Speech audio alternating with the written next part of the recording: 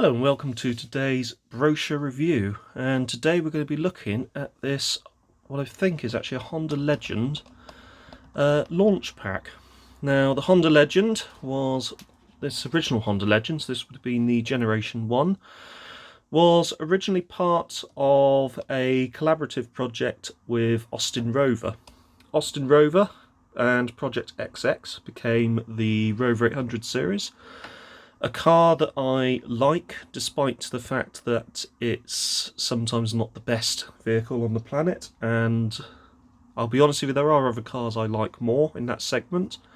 For example, the Vauxhall Senator and the Alfa Romeo 164, and to a certain extent the Mark III Ford Granada. But the Rover 800 does have a sort of a special place for me because I owned a number of 800s when I was younger. And a lot of my car repair experience came from directly repairing Rover 800s that I owned. Anything from complete cylinder head rebuilds on 2-litre versions I owned, up to cam belt changes on the 2.7-litre V6 versions that I owned. Now the Honda Legend was Project HX, and it was Honda's version. The cars were supposed to have been built side by side at the Cowley, Oxford Cowley Rover plant. However, from what I understand, the quality of certainly the early Legends that were coming out of Cowley were not up to Honda standards. So my belief, and from what I've heard, Honda actually took production over to Swindon. However, both cars shared an awful lot when it came to components, engines, etc. Now, this one is actually for 1989, and we actually have the original salesperson's card there. So that was actually Sarah Cork, Press and PR for Executive Cars. Quite a nice little card there, business card, nicely sort of embossed Honda logo. Obviously an old London number, so it would have been 01 rather than 081 or 071 as it became in later years, certainly in the early 90s. They also still use a telex machine as well, which is very sort of the time. This would have been for 1989, so this would have been the 89 model year, and it covers the 2.7-litre V6 versions. There was never a 2-litre version of the Honda Legend available in or on the UK market. You could get a 2-litre version on the JDM markets, and that used an engine. Basically, it was I think the code was C20A. So this would have been a C27. The 2.5 would have been a C25A. C27A, C25A. The 2.7 had the variable inlet tract, which solved a number of problems and critical comments about low down torque.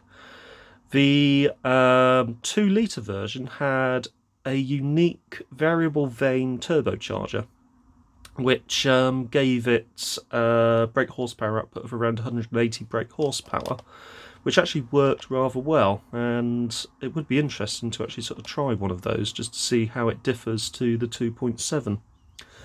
Interior wise, I'm pretty certain these seats are from the same people that supplied the Rover 800. The front seats differ slightly, but if I remember rightly, when I looked under the seats that I took out of a Sterling, there was Recaro labels over everything, so I'm not sure if it was just the motors and electric seat adjustment that was supplied by Recaro, or if it was the whole seat, but it wouldn't surprise me if Recaro were also an OEM as well as a manufacturer of really nice aftermarket seats. We also have this price list as well, which is quite cool. So this covers pretty much the entire Honda range at that particular time, as of January 1989. The Shuttle, if you remember the Civic Shuttle, that was an early sort of multi-purpose vehicle. It was basically like a Civic that was a bit taller. The Ballad was basically a Rover SD3 200 series, or rather the Rover SD3 200 series was a Honda Ballad. The Honda versions actually got power steering for certain engine options, which was quite interesting. The Integra, I'm not sure where that actually sat in the market, but that was, I would say that was probably the equivalent of a 5-door Ballad, because it was in that sort of medium sort of hatchback type class. Quite a unique looking car, had pop-up headlights, and EX16 version was certainly the one to have. The aero deck was basically a 3-door Accord with pop-up headlights and available with a range of engine options and trims. And obviously the Accord was the 4-door saloon, topping out at a 2-litre 16-valve model. The Prelude is a sporty styled 2-door affair. Actually very stylish cars for the time. The deceased acclaimed motoring journalist LJK Setright actually ran Preludes during the 80s and 90s, apparently because they suited his sort of general requirements for a practical yet sporty and stylish car.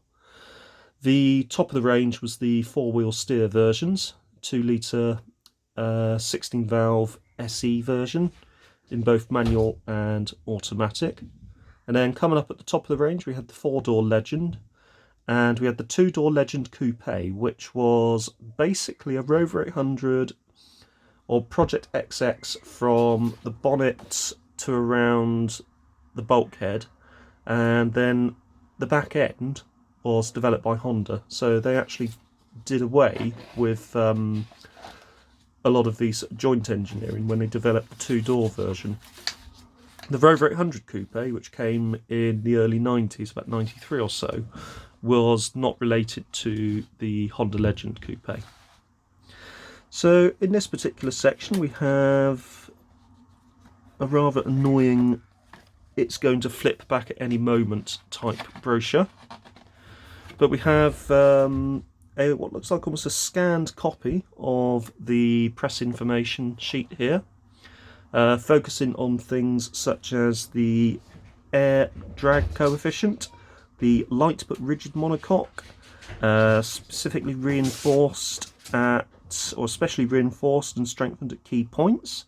Also focuses on the interior, the air conditioning system, the sunroof, and the fact that the 89 version has wood trim on the console and climate control. So that was something that Honda got from Rover, was how to do a classy and stylish interior.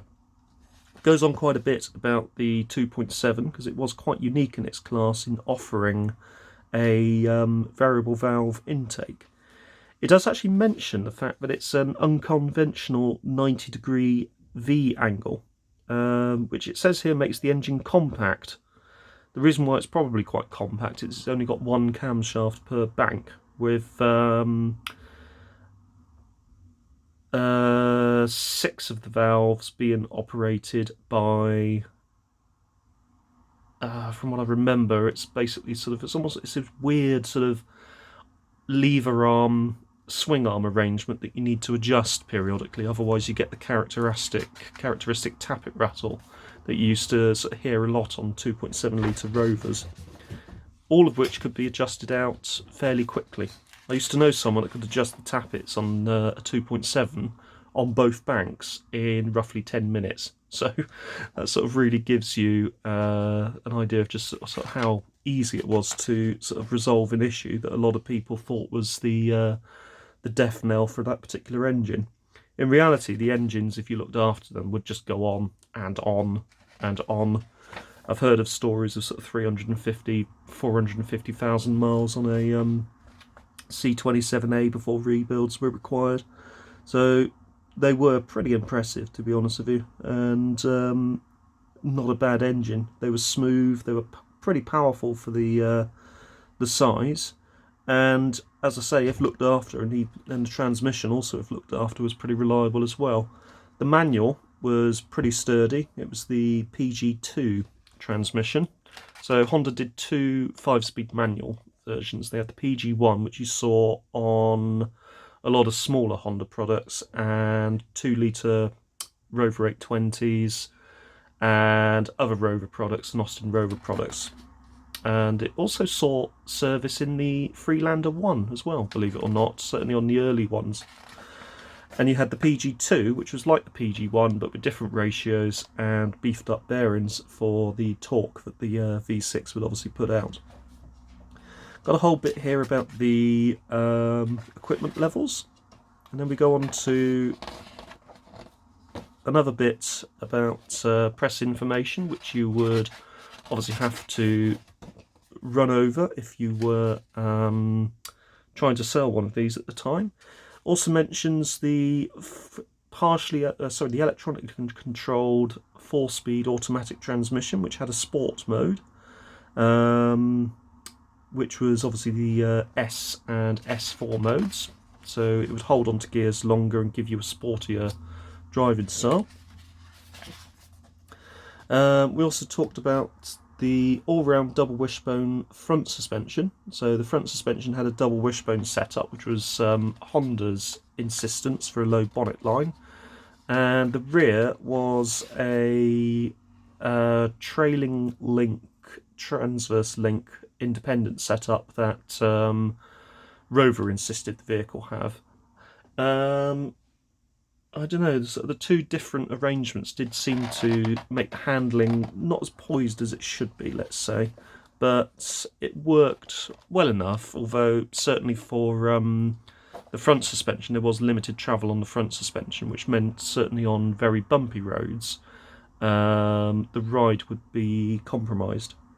If you look at it in silhouette form here, because of the similarities in dimensions between that and the Rover 800, you can see traces of the Rover 800 in the sort of profile shape. I'd say in some ways the Legend is actually more, dare I say, more elegant, although the Mark 1 800 is a very sharp looking stylish car. This is the, what's this? It's just a picture of, oh, that's the rear suspension. So I'm not sure if that's the coupe, because this differs quite a bit from a Rover 800 rear suspension setup. I would imagine that probably is the coupe, because it's got a McPherson strut rather than a separate spring and separate shock. So that's interesting. They sort of did do quite a few changes on the rear of that. Plus with a number of control arms as well, and a number of 5 locating points as well, which probably meant that it actually handled surprisingly well and rode sort of surprisingly well as well. This is the front suspension. If you know your Rover 800s, it's probably going to look very familiar, certainly with this sort of forked arrangement here for the shock absorber and combined spring unit, and certainly with this upper wishbone arrangement here. Very, very Rover 800 in its execution. So here's a few photos of the car itself, along with the coupe, both interior and engine shots. You can also see here the wood treatment in the coupe that was for the 89 model year, from what I understand. And you could actually order these if you called into this number as well. So you could actually order those for your dealership, so should you so want to. Bit about the Honda racing team as well, which was something that they were heavily involved in back in the 80s. And finally, for some reason, a little bit of focus on the Swindon plant, the 2.7 litre V6, the 2 litre 16 valve, the viscous coupling unit for a 4-wheel drive system, the 4-wheel steering gearbox, 4-wheel steering schematic, the 1.6 litre 16 valve unit, and something here about the 16 valve single overhead cam unit as well. And then we have the racing team. There was Alain Prost, Ayrton Senna, and that was the obviously one of the cars that they had. And that brings us, to the end. So just a sort of very quick look at that today, but certainly an interesting sort of comparison with the way that Rover were marketing their version of the car. Rover were really sort of going for the sort of the high-end Montego end of the market, and also the sort of low-end Jaguar XJ6 market as well. Certainly aiming at the XJ40 2.9 with the Sterling. But Honda were almost sort of trying to carve a market of their own in the executive car world, and just primarily just going right at the mainstream executive market. I'm not sure how many of these sold, but they weren't a common sight when new, and they're certainly not a common sight now. And actually finding one is quite an undertaking, but they did seem to survive. Certainly the early examples, like the E-plate examples, seem to survive far better than the equivalent aged Rover 800 series. Anyway, that's it for today. If you've found this interesting, don't forget to hit the like button, don't forget to subscribe, and I will see you again soon. Thanks for watching.